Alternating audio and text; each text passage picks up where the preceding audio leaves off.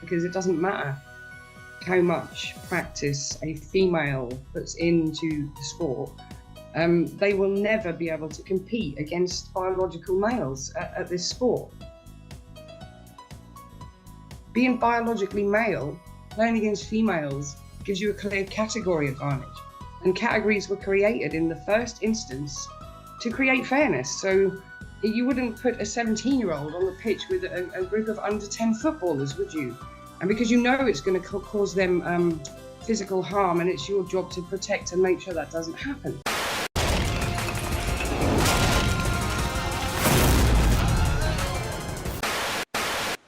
Since the dawn of time, mankind has struggled to answer the great questions of the universe. From the moment a chimpanzee-looking adult proto-human female first picked up a sharp stone and realized she could use it to make a stick pointy, mankind has used those pointy sticks to pontificate and scrawl in the mud such conundrums as, what is the meaning of life? What happens after we die? And would it be fun if we used a stick to hit a ball on top of an unnecessarily long table? Thank you, Sir David. Unfortunately, for all of us who have been forced to watch snooker by partners, friends, and/or family, the answer to that last great question was no. And yet, snooker was invented regardless. And like all pointless and overly complicated recreational activities, it was invented by the British. And even worse than that, colonial soldiers in the British Army occupying India.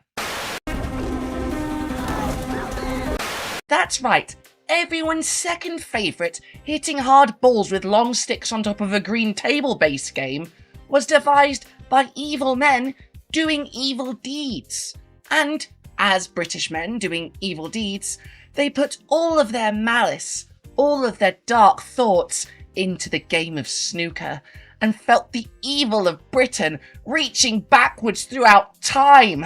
And thus it was that a game created during the British Raj made the news this week. From one British injustice to another. Because trans women are now banned from playing snooker. Oh no! I mean, obviously, right? The body of the trans woman is a perfectly developed, genetically engineered snooker-playing machine. Tall, reduced ability to develop and maintain muscle mass, unable to use gendered toilets depending on which government minister you're talking to on whatever given day. Trans women were born for one thing and one thing only: dominating the game of snooker. Born from stone pillars lurking within rock and flesh, a sinister aura emanating during our 1,000 years long slumber, us trans women were once hidden from the world, deep underground, until the game of snooker was invented. And thus we were awoken to feast upon the supple flesh of the weak and feeble snooker player. To most of the world, we're strange, suspicious, perhaps even criminal. But only the snooker player knows that we are the ultimate life form. Okay, so obviously none of that stuff about trans people being invincible, snooker playing demigods is true. I can barely lean over a table. I have the hand-eye coordination of a headless seagull, and shaky hands to boot. So on the off chance I hit a ball in snooker, it'll almost certainly not hit another, and certainly not the one I'm supposed to hit. And I'm assuming most other trans women, because this is true of most people on Earth, don't give a single shit about snooker. Pool is fun sometimes, I guess, although I'm only good at pool if I've had 1 to 2 pints. If I'm sober, I'm terrible, and after pint 3, I'm also terrible. So I really don't think that I'm the danger the World Professional Billiards and Snooker Association thinks I am. In snooker, they're being silenced still.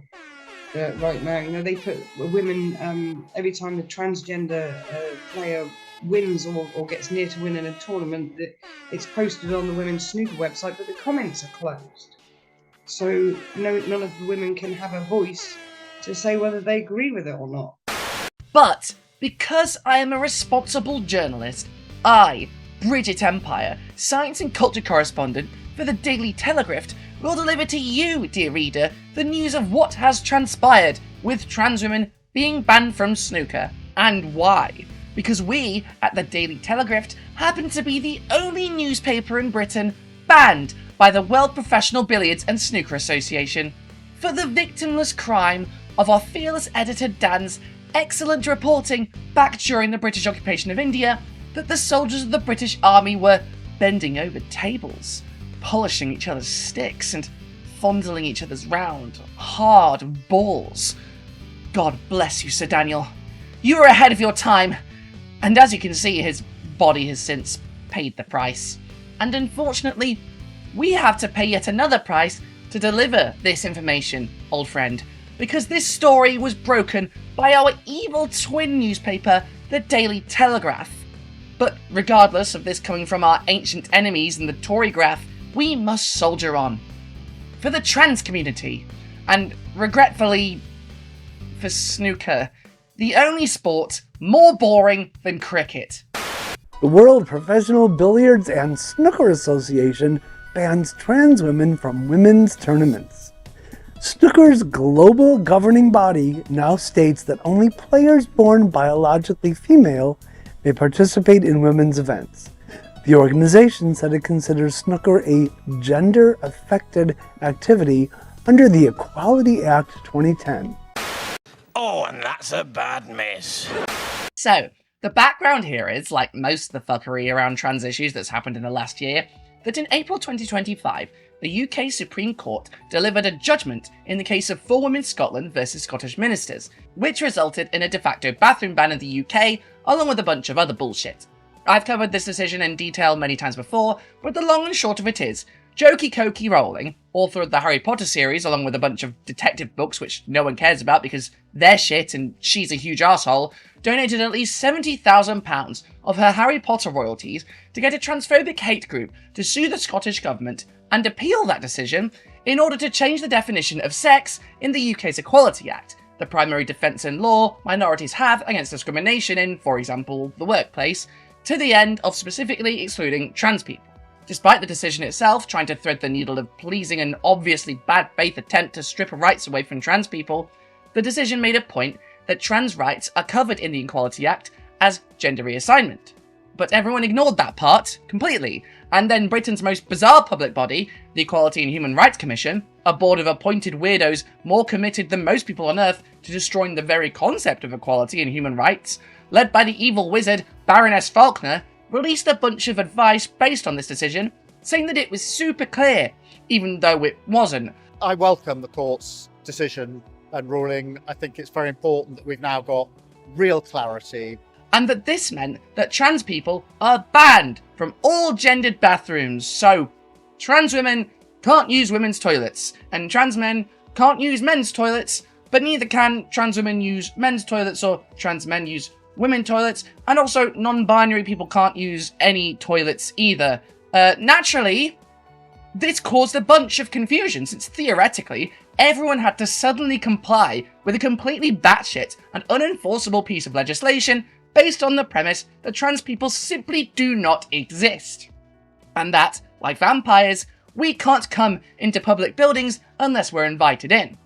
And so we would all, in the mind of Baroness Faulkner, Jonky Kong Rowling, and the morons over at 4 Women Scotland, all look at this guidance, scream, "Curses! You foiled my evil plan! You geniuses realised that trans people weren't real all along, and we just crave the dark power of peeing in a stall next to someone born with different dangly bits than me," and then all instantly detransition.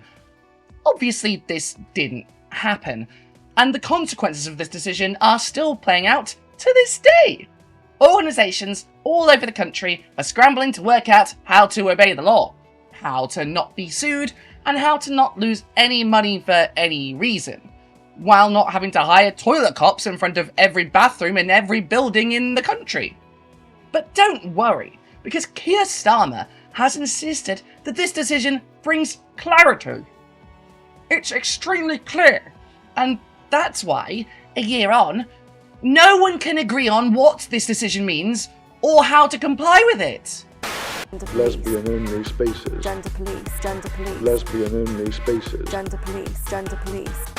One organisation to which this decision has apparently brought clarity, however, is the World Professional Billiards and Snooker Association, or WPBSA, who, a year after clarity was brought to the UK, blinding Prime Minister Keir Starmer with its brilliance and simplicity, like Saul on the Damascus Road, updated its website to clarify that trans women will no longer be able to compete in women's snooker, which, according to this ruling, would have to mean that women's snooker is a female-only space that needs protection, a private space with vulnerable people, which is closed to people outside the legal definition they're swinging around here, which a spectator sport just obviously isn't.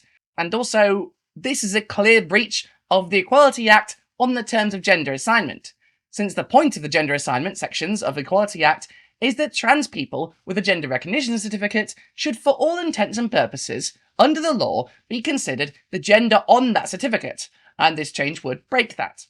But to be fair, everything about this decision is confusing, and apparently designed to cause a panic that will force everyone to kick trans people out of everything just in case they get into legal trouble.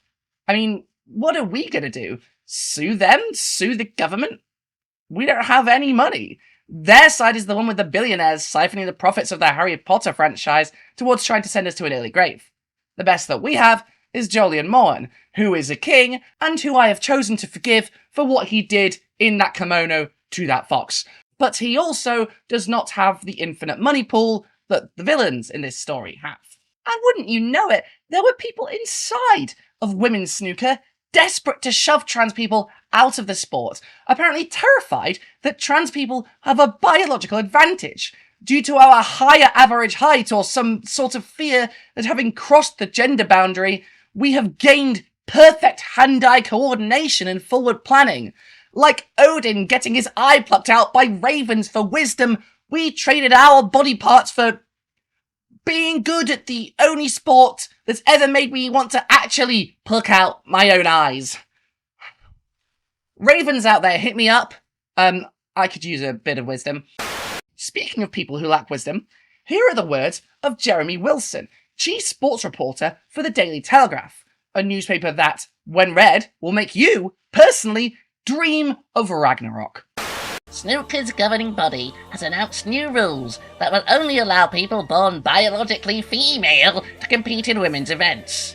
A year on for the Supreme Court ruling, which declared that the legal definition of a woman should be based on biological sex, the World Professional Billiards and Snooker Association has posted an update on its website.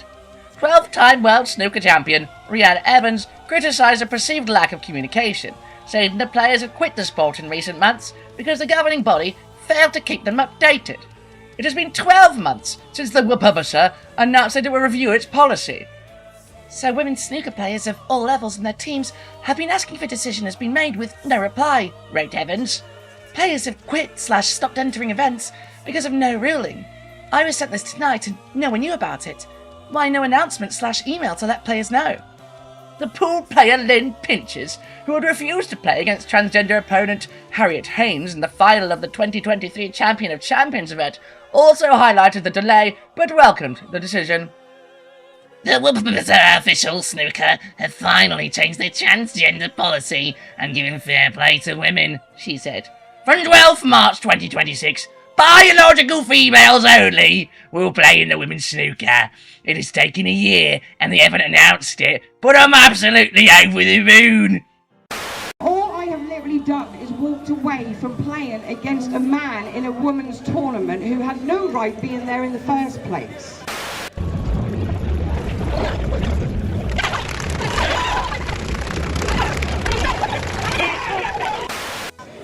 Now, this is why women don't speak out about this subject. I know there are loads of you here today who would like to speak out about this, but you're too scared.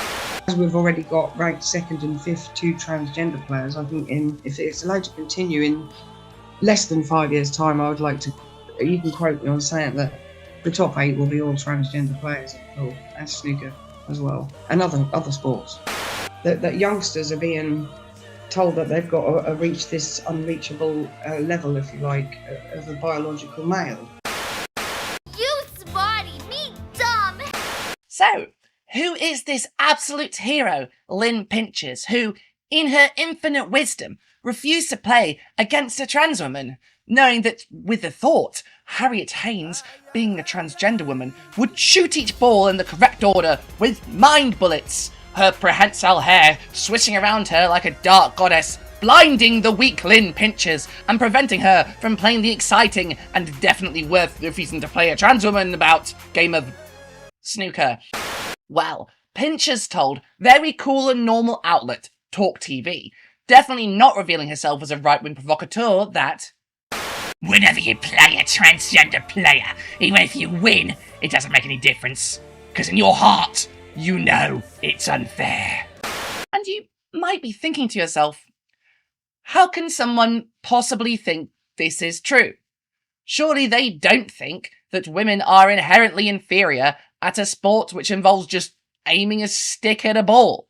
A sport which requires none of the extra average muscle mass and the like that makes men on average better at certain sports. Well, yes, she does think that. She thinks that women are stupid and weak and cannot poke a ball with a stick, as well as the superior, muscular, Adonis-like men of men's snooker, famously a sport composed entirely of Herculean Ubermenschen. And she also thinks, like most transphobes do, that trans women are simply men in women's clothes, believing simultaneously that hormone replacement therapy is life-destroying and will change your body in horrible ways forever, and also that it does exactly nothing, and that every trans woman has the speed of Usain Bolt and the strength of Arnold Schwarzenegger, and also that this will lead them to dominate the game of snooker. And that's what we call the pump. I really had a hard time believing this was real when I first read it. This is levels of internalized misogyny I've never even conceived of before. Imagine being a professional athlete and thinking so little about your own ability that the concept of someone who may have once had a meat and two veg playing against you makes you shit your pants, certain that you, as a woman, have no choice at poking ball with a stick. Against such power. Good God, woman, think a little higher of yourself. But she won't. And worse, she continues. She said this is a category advantage, explaining, I watch some of the shots they play, and I think females don't play these shots down the rails like this, and they don't clear up like this, Pinches stated. Women have been silenced because of fear of being transphobic. This is why people don't speak out about this subject. It's not a gender issue. This is a fairness issue. I think females don't play these shots. Jesus Christ, what can you even say to that? Lynn Pinches, I think you need to go to therapy. I think you need to reflect on why you think so lowly of women that you think they can't possibly pull off a feat that requires just a bit of coordination and balance. I certainly don't think you should be speaking about what women can and can't do, since apparently you think women are pathetic and weak, and yet you claim to be standing up for women and the integrity of women's institutions?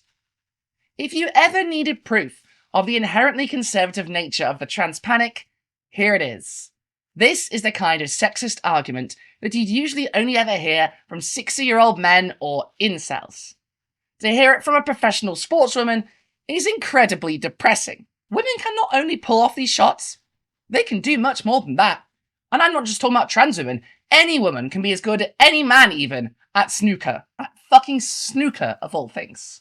You're not weightlifting, you're not doing endurance swimming, you're playing snooker. Snooker. But of course, the usual suspects came out to agree with Pincher, to shout loudly that yes, women are weak and feeble creatures who can barely stand up without being held up by big, strong, powerful men, the only beings capable of performing the grueling and Herculean task of playing snooker. Broadcaster P.S. Morgan called the event preposterous, while former Olympic swimmer Sharon Davis said it was ridiculously and grossly wrong in every way. Oliver Brown, chief sports writer for the Daily Telegraph, wrote, "This is a category issue. Sports are assigned by sex to reflect the fact that, in physiology, men and women are immutably different, with profound implications for fairness. The travesty of Harriet Haynes and Lucy Smith facing off for a female title, despite both being born male, sends a stark signal that if you continue to enable this erosion of fairness in the name of inclusion, the last people standing in women's sports will be men. He stated, each woman in that pool tournament was feeling the painful cost of her spineless administrators sacrificing her right to fair sport on the altar of gender ideology. And that's what we call the pump. And so we return to the wise sages at the Daily Telegraph, the true saviours of women, the leaders of the women's rights movement, who definitely supported women's suffrage and definitely haven't spent their entire existence arguing that women are pathetic worms who need the help of men to even get out of bed in the morning. What a cool and normal country we live in, where everyone in the public eye has very normal opinions, which are all taken the exact right amount of seriously. And so, with all of the British nonsense that I've just run through, the great and definitely not awful and boring sport of snooker was segregated. Trans people were simply too powerful to wield a wooden stick in the backdrop of the Victorian-ass view of women that all of Britain's institutions, pundits and politicians have decided is now true. A return to conservative traditional values rooted in sexism and male chauvinism under the guise of protecting women's sports. What a wonderful country to be stuck in. What a wonderful world to be stuck in. Truly, this is a victory for women and girls everywhere. And this victory for women and girls came in the form of this statement. Following on from the Supreme Court ruling in April 2025 and the subsequent case of Harriet Haynes and the English Black Ball Federation in August 2025, the WPBSA has conducted a thorough review of its trans and gender diverse policy. As part of this review, the WPBSA has taken extensive legal advice. Our position has always been that the policy would be subject to immediate review should there be future ratified research findings or changes in guidance from appropriate sources. These cases and the studies relied upon as evidence have changed the landscape leading to the review. The main change in the previous policy is that the WPBSA considers snooker to be a gender-affected activity for the purpose of Section 195 of the Equality Act 2010, and that only biological female players may compete in women's tournaments governed by the WPBSA. The WPBSA is an inclusive organisation, and all players, irrespective of their biological sex, legal sex, and or gender identity, may compete in open tournaments. And that's what we call the pump.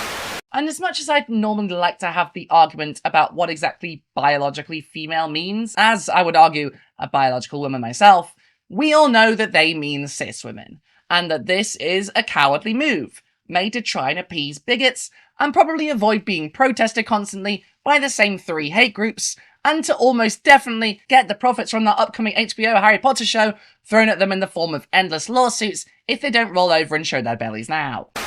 Lesbian only spaces. Gender police. Gender police. Lesbian only spaces. Gender police. Gender police. So yes, trans women are now banned from snooker because of the protests of hate groups.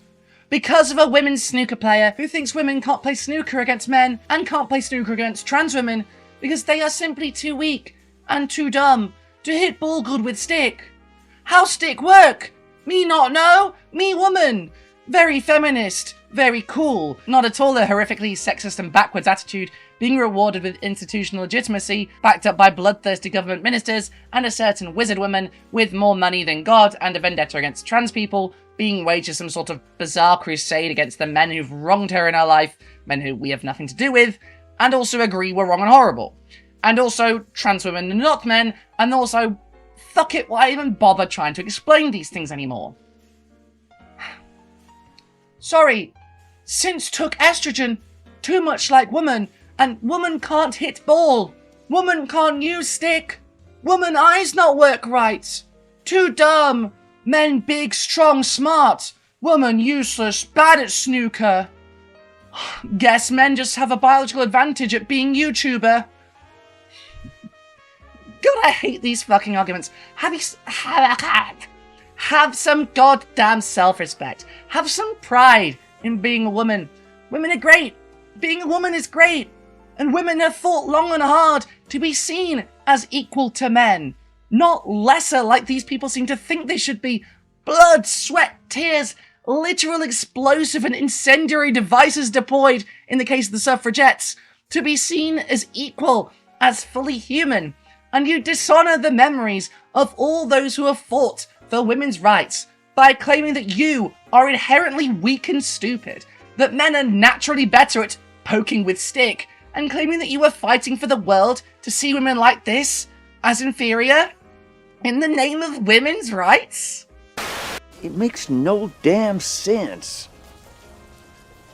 Compels me, though. As for us trans people, we will keep fighting. We aren't going away, and we might be on the back foot right now, but from what I can see, we are more organised, more driven, and have more chance of a fight back now than we have in years. Despite it being a very dark time to be trans, it is always darkest just before the dawn, and as for me now being banned from playing this ball and stick game, well, all I have to say about that is this. Oh no! Not snooker! Whatever will I do with my life, now that I can't play snooker? Hey, thank you for watching this video all the way to the end. I decided to do something fun for once. Hopefully this was fun for you as well. Thank you for being here. If you like this video, like it, leave a comment, subscribe. Definitely hype it. Leave the hype that train the hype. That's not what people say, but it's what I've been saying apparently, because it's what my tongue does when I let it do this thing. Tell your friends all about it. Share it with everyone, and hype them too. Tell them to hype. And if you want to make me hype, you can give me one-time donations on Ko-fi or PayPal, links below as always, or sign to my Patreon or YouTube memberships where you can get access to members only Discord, some cool benefits like exclusive content, my Nintendo Switch friend code, interviews with people that be on the channel, and you'll also get your name read out. Oh, and also when censored videos are censored, you'll get uncensored versions. This one's almost definitely not censored, but other ones will be, and you can get them. And also, you'll get your name read out at the end of each video, just like these lovely people. Cat, read this fart noise out.